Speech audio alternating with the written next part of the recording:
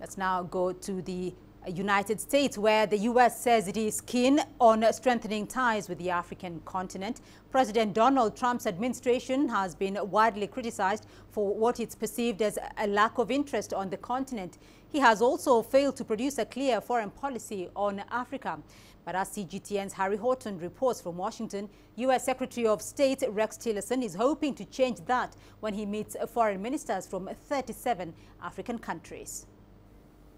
Well, the Trump administration say that they hope these talks will help to expand and deepen the relationship between the United States and Africa. There has been some criticism of the Trump administration for not giving enough attention to Africa so far, but they're hoping to change that.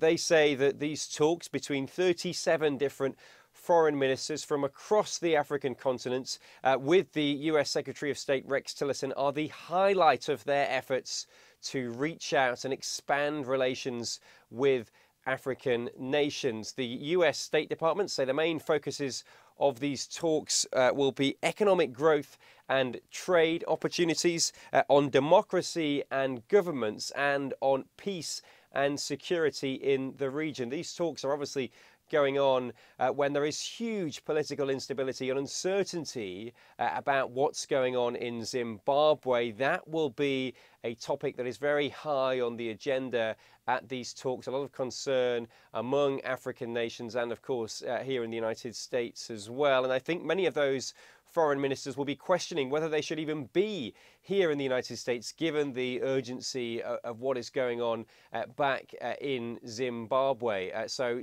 a very busy day of high-profile talks between the United States and many African foreign leaders here in Washington, D.C.